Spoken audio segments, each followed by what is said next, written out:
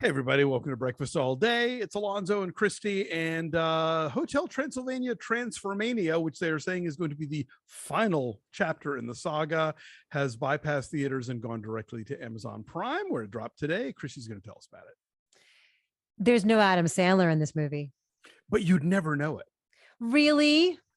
To me, that I think Brian Hull is his name. Brian Hull does a dead-on Sandler as Dracula impersonation. I was amazed. Right. I told Dave, and he's like, "What? Really?" Like he didn't even know. Wow. Do you feel like spiritually we're missing Adam Sandler somehow? That you like sense that his presence is absent. If anything, I think it's that Genndy Tartakovsky didn't direct this one, but he did co-write it. That too. This is directed by Derek Drymon and Jennifer Kluska. So besides no Sandler, you also have no Kevin James as Frankenstein. But you get more wacky antics. So Andy Samberg gets top billing in this version of Hotel Transylvania.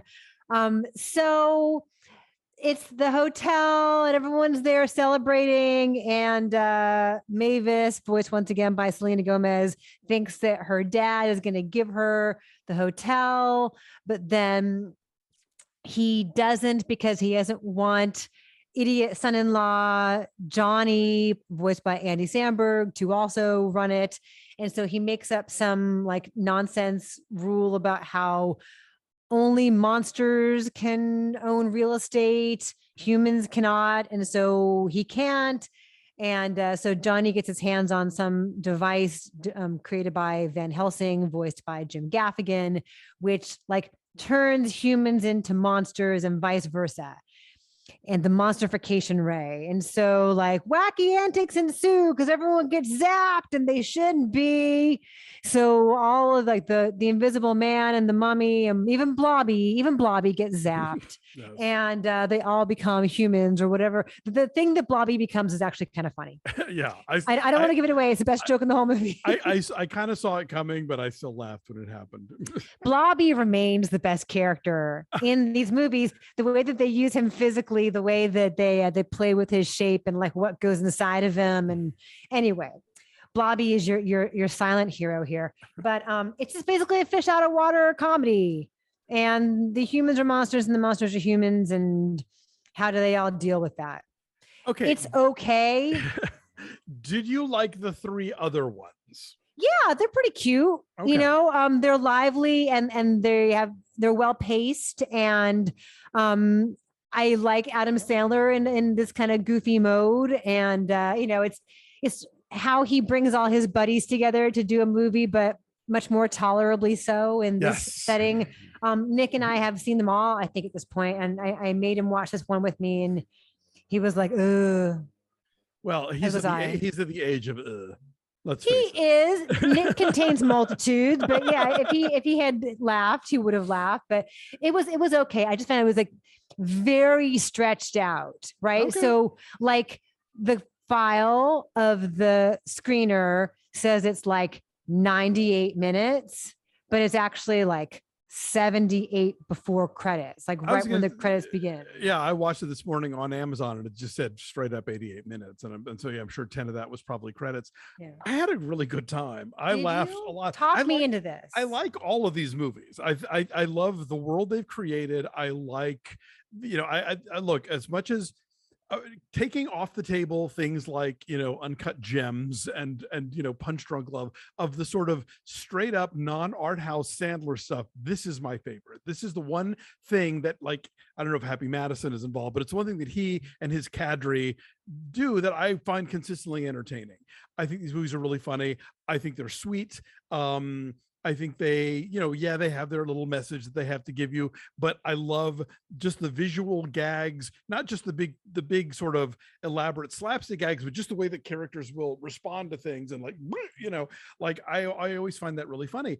I laughed throughout this one. I mean, yes, Tartakovsky is not directing this one. He has a story credit and a co-screenplay credit. Sandler and James aren't here, but I think it does what these movies do well. And I think if you like the first three, you would like this one. At least I did. I like the fact that so often the complications come out of just like Dracula being, afraid of change and about, afraid of losing his daughter or whatever it is, and he stumbles into some situation, just makes it worse and worse, very sort of like I Love Lucy style in a way. So yeah, he tells this lie about, oh, you have to be a monster, and then it just all snowballs from there. But like, I think there's a good ticking clock here, because they find out that if you don't reverse the ray enough, that you just the monster becomes this mindless beast. Johnny has a legitimate beef in this movie when he discovers the trick that has been played on him by Dracula. And along the way, you get these characters that you've gotten to know over these films, but what is the Wolfman like when he's not a wolf, and the Invisible Man when he's visible, and all of that stuff. And the idea that like Frankenstein becomes this like thirst trap because he's now hot, I don't know. I laughed consistently. I had a good time with this. I'm not lamenting that they're ending this series necessarily, but I thought this was of a piece with the other ones. It feels unnecessary to me. I think 3 was enough. The first one, Mavis falls in love with this human. The second one, what? They have the baby. They have a baby, and the third one, they're on a cruise ship. Right? Yes, the third one, that's where we're introduced to the Van Helsings also, including the great-granddaughter, who is now the love interest of Dracula. Voiced by Kathryn Hahn. Right, so it's always an impressive voice cast. And I guess Fran Drescher, Molly Shannon. I mean, I just feel like it just lurches back and forth between like, what are these characters doing? What are these characters doing? And it invariably is like the same thing over and over again. Right? It's just fish out of water antics. I don't know what to tell you. I thought they came up with enough different variations on a theme that I was laughing pretty regularly. So okay, well, we have wildly divergent numbers on this. I'm sure we do. I said 7. I'm saying 2. Wow. Okay. Yeah, I just felt like so annoyed that I had to spend time on a weekend watching this.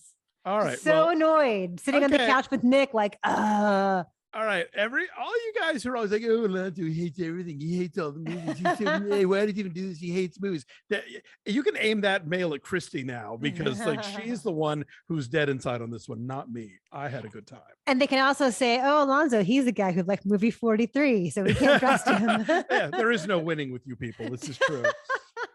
So our number is 4.5. Hotel Transylvania, as Alonso pointed out, is not even gonna be in theaters. Like, they're not even bothering, and I guess that's smart because we're in a pandemic. Maybe this was always the plan. Perhaps it was always the plan to put it straight to Amazon.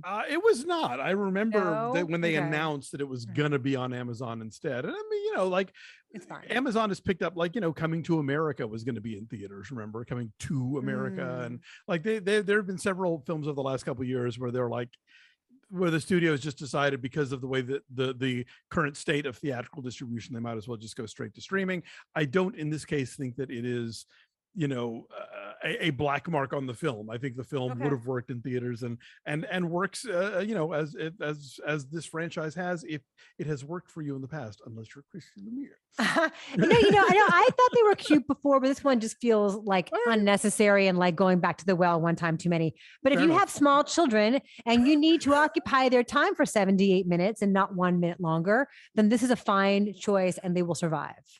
Oh, that's a sick burn, Lemire. They'll be fine. All right. Thanks for watching, everybody. Like this video, subscribe to our YouTube channel, check out our social media at BeFastAllDay and Twitter, Instagram, and Facebook.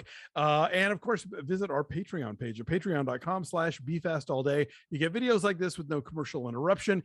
You get our monthly Off the Menu series, where this month we're giving you 2 of them. One about the films of the late, great Peter Bogdanovich, and another one coming up about Sidney Poitier. And of course, you get these review videos and everything else we do with no commercial interruption. So check that out, and you get to vote on those Off the Menu ones, but only if you're a member at patreon.com/BeFastAllDay. Have a good week, everybody. We will see you next time.